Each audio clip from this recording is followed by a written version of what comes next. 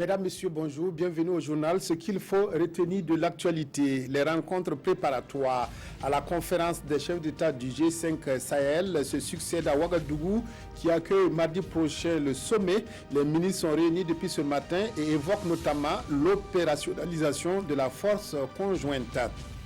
Le pape François entame ce dimanche une visite de 3 jours aux Émirats Arabes Unis, une visite historique pour cimenter les relations avec l'islam. Le séjour papal sera marqué par une rencontre avec les autorités religieuses et une messe en plein air à Abu Dhabi. La 5e session ordinaire du Conseil des ministres du G5 Sahel s'est ouverte ce matin à Ouagadougou, une rencontre préparatoire à la conférence au sommet des chefs d'État prévue mardi prochain dans la capitale burkinabé. Les ministres se penchent sur les conclusions de la conférence de coordination des partenaires et bailleurs de fonds et sur l'opérationnalisation de la force conjointe. Reportage Amadou Ilboudo, Amadou Diko. L'enjeu de cette réunion du Conseil des ministres du G5 Sahel est de faire le point, la rencontre de Nouakchott sur les besoins de financement qui s'élèvent à environ 2 milliards d'euros au profit du programme d'investissement prioritaire du G5 Sahel, l'opérationnalisation et la montée en puissance de la force conjointe. Cette session qui fait suite à la rencontre des experts établit une feuille de route cohérente en vue de dynamiser les impacts sécuritaires et de développement des pays membres du G5 Sahel. Au cours de ce conseil, nous allons effectivement aborder les questions liées au conflit communautaire et à la scolarisation, à la question de l'éducation dans notre espace. C'est une question qui nous tient beaucoup à cœur. Chacun de nos États a fait des réflexions à son niveau et nous allons mettre en commun ces réflexions et proposer des solutions concrètes à la conférence des chefs d'État. Nous sommes aujourd'hui en mesure de dire que notre force conjointe est véritablement opérationnelle. Nous avons fait des avancées dans le cadre de la composante police. Nous avons fait des avancées même dans le cadre de la composante renseignement. Sur le plan de développement, je vous l'ai dit, la conférence des partenaires nous a permis de mobiliser, puisqu'il en faut même, des financements. Pour l'opérationnalisation de la force conjointe, il est envisagé une coordination des activités des états-majors des pays membres, la collaboration avec les forces françaises et américaines pour plus d'efficacité. Nous sommes en train d'étudier les moyens les mieux adaptés, les plus pertinents pour une coopération plus forte et plus accentuée entre les forces armées et de sécurité et la force conjointe. Avec Barkhane aussi, nous coopérons, nous collaborons. Les opérations se poursuivent, elles ne sont pas encore terminées. Quand les opérations seront terminées, on peut parler de bilan. L'ambition du G5 Sahel est d'être une réponse africaine concertée face aux défis sécuritaires et de développement du moment. Les efforts se poursuivent pour permettre aux Burkinabés d'avoir accès de façon équitable à l'eau potable et à l'assainissement. Pour relever le défi, l'ONG WaterAid a commandité 2 études. Elles sont nouvelles. L'une porte sur le genre et l'accès à l'eau et à l'assainissement et l'autre à l'évaluation du niveau de prise en compte des 2 secteurs dans la loi de finances 2019. Idrissa Warga, Ismaël Diloma Sirima. 31 décembre 2018, près de 80% des Burkinabés n'avaient pas accès à un assainissement décent. Au même moment, 27% n'avaient pas accès à l'eau potable. Ces chiffres sont de l'ONG WaterAid qui veut améliorer l'accès des populations aux services sociaux de base. Et à cet atelier, la place du genre dans la question de l'eau et de l'assainissement est soulevée. Quand on regarde au niveau des résultats, il est clairement montré qu'au fait, au niveau du Burkina Faso, par rapport aux questions de genre, il faut vraiment l'intégrer au droit d'accès à l'eau et à l'assainissement et aussi d'abord faire effectivement que la question de genre soit appropriée par les différents acteurs avant aussi de voir comment on peut l'intégrer au niveau de nos différents programmes. La rencontre a permis également d'évaluer la prise en compte de l'eau et de l'assainissement dans la loi de finances 2019. Au niveau du budget, la loi de finances avait prévu notamment pour les dépenses au niveau du ministère de l'assainissement un équivalent de 64 milliards de francs CFA. Et on voit par la suite que quand la loi a été financée, le budget a été divisé pratiquement par 2. Et ce qui est important pour nous, c'est pouvoir suivre les engagements en matière d'assainissement dans lequel le Burkina Faso est vraiment en retard. En rappel, nous sommes aujourd'hui à 21,6% d'accès à l'assainissement au niveau du Burkina Faso. Malgré ces faits, l'ONG WaterAid compte multiplier les plaidoyers. Et dans cette perspective, il a à ses côtés des organisations de la société civile. Exposition de produits locaux, surtout bio, à la Maison du Peuple de Ouagadougou. L'initiative du réseau Slow Food tente à sensibiliser les Burkinabés autour d'une production et d'une consommation responsable. Depuis hier, on peut découvrir des jardins hors sol et de mets locaux, à cette fois dénommés Terra Madre. Roger Bebamba, Zalissa Sanfo. Des fruits de jardin hors sol proposés ici par l'association Women Forever. Des jardins aux 1000 vertus. C'est pour que tout le monde puisse en avoir à la maison, qu'on a mis dans les pots dans petites portions. Parce que si une femme veut par exemple du persil pour 50 francs et elle n'en a pas à côté, elle est obligée de se lever, mettre de l'essence, aller payer du persil. Mais si elle a ça à côté, ça va réduire les dépenses et puis économiser son temps également. C'est facile parce que lorsque tu vas laver le riz, le mil, etc., au lieu de jeter l'eau, au contraire, tu vas réutiliser cette eau-là pour arroser.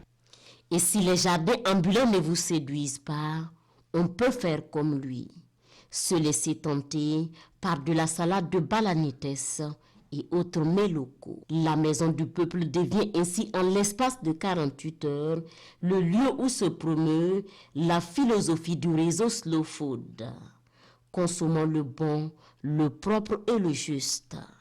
Et ces journées promotionnelles sont dénommées Terra Madre, terre, mère. Ensemble, réfléchir sur ce que c'est que la terre pour nous. D'abord, lui rendre hommage parce que nous recevons tout de la terre. Tout ce que nous avons comme alimentation, comme habitation, comme habillement, tout ça, quand nous réfléchissons longtemps, nous verrons que tout nous vient de la terre. La deuxième étape, c'est de voir qu'est-ce que nous faisons. Inviter chacun de nous à se poser la question, qu'est-ce que je fais au quotidien pour prendre soin de cette terre? Est-ce que notre consommation préserve la biodiversité? Est-ce que nous sommes en train de détruire l'avenir? De sorte à ce que dans nos comportements de chaque jour, nous pourrions prendre en compte cette donne environnementale, écologiste, qui est de préserver tout ce qui est autour de nous, parce que la vie, c'est une symbiose. Des panels, des conférences, débats et des tables rondes vont aussi meubler ces journées promotionnelles où le maître mot reste, produisons et consommons burkinabé. Les organisateurs attendent donc toute la population ces 2 et 3 février 2019.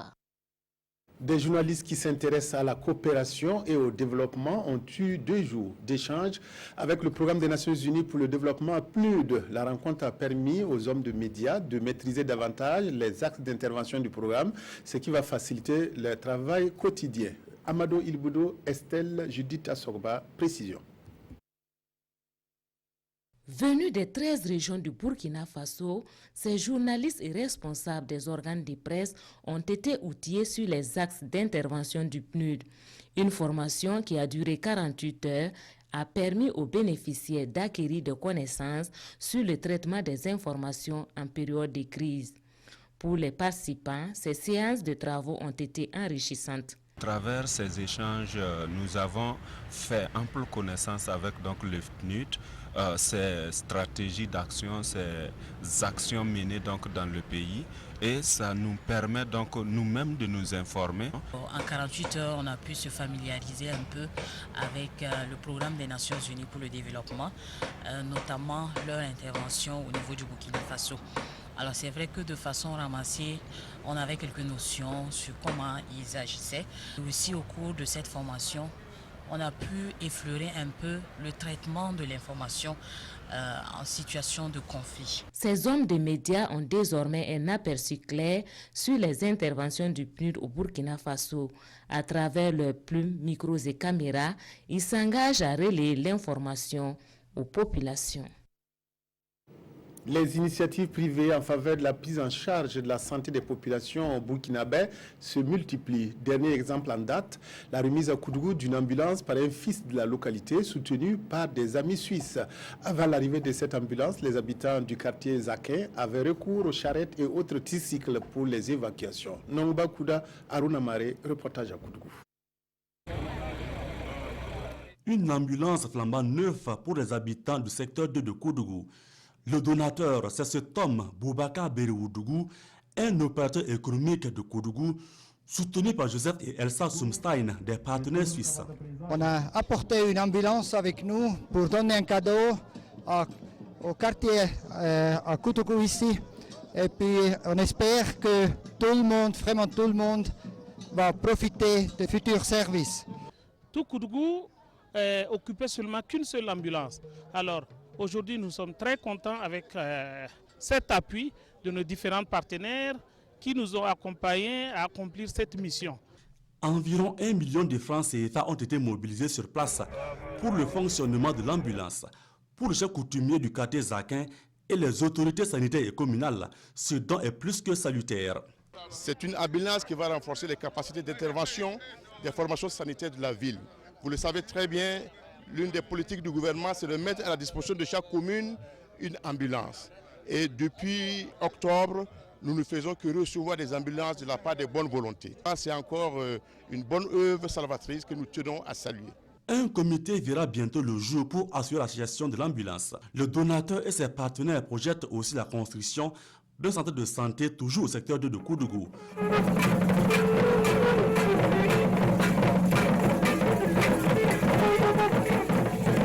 Restons à Koudougou, plus précisément au quartier Isuka, où s'est déroulé le Nabasga de Nabasaga Ier. Cette fête coutumière se déroule après les récoltes et donne lieu à des réjouissances populaires. À Isuka, un autre événement a été lancé à cette occasion. Il s'agit de la campagne de sensibilisation contre la drépanocytose qui frappe les populations. Nongba Kouda Arunamari.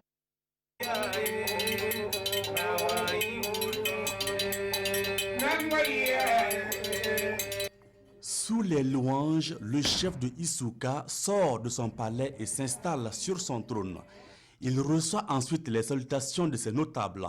Un rituel en 3 étapes avec à chaque sortie un changement de toge. La couleur rouge désigne la tenue de guerre, le blanc la pureté et la paix, et la toge multicolore symbolise la diversité. Nabasaga Ier célèbre son Nabasga, une fête coutumière. Cette année, le chef coutumier invite la population à s'investir plus contre la drépanocytose. Rien n'explique qu'on ôte une vie en voulant donner une raison. Rien n'explique cela. Mon message a été ça. Le deuxième, bien sûr, quand je fais mon Nabasga, j'essaie de coupler avec un problème social qui dérange la région, qui dérange Koudougou, qui dérange Isuka, qui dérange le Burkina. Les médecins m'ont posé le problème de la drépanocytose et j'ai voulu coupler en lançant un appel pour que les uns et les autres se fassent dépister pour connaître leur registre avant de se marier. Outre les fils de la région, la fête enregistre également la présence des amis du Burkina venus d'Europe et d'Amérique pour apporter leur soutien au cadre onusien.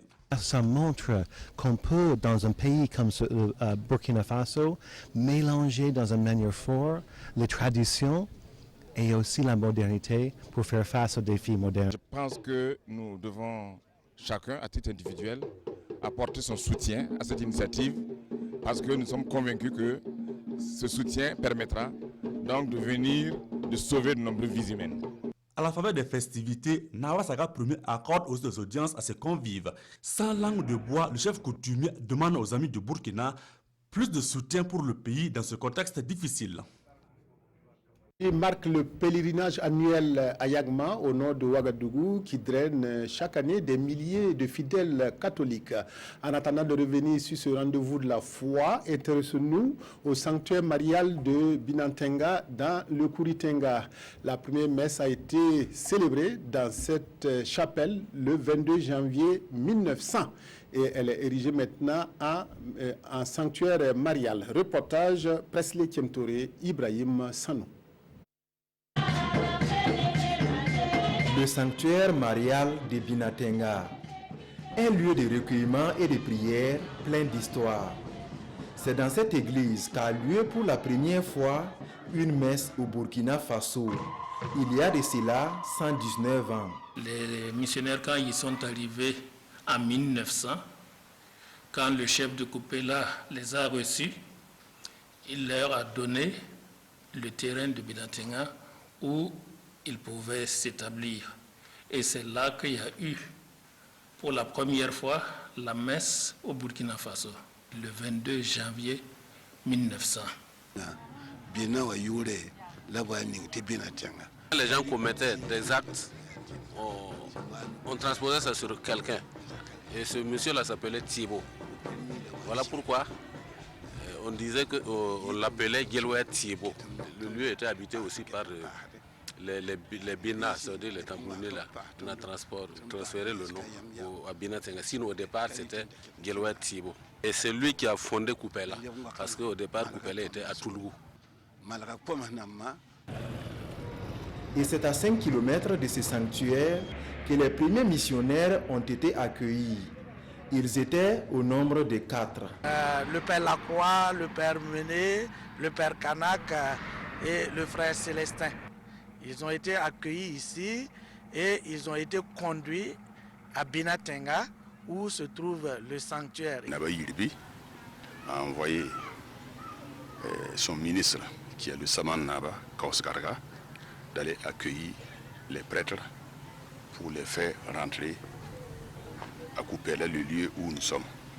Et là, on appelle Binatenga. C'est ici les prêtres blancs sont installés. Le premier évêque de Koupela, qui se trouve être le premier évêque de l'Afrique de l'Ouest, le monseigneur Dieudonné Yougbaré, repose dans le sanctuaire. Ce qui motive pas mal de gens à venir s'y recueillir. Et dans son testament, il a demandé à être enterré au sanctuaire là-bas. Sinon, dans la coutume de l'Église catholique, l'évêque doit être enterré dans sa cathédrale, donc en plein cœur de son église.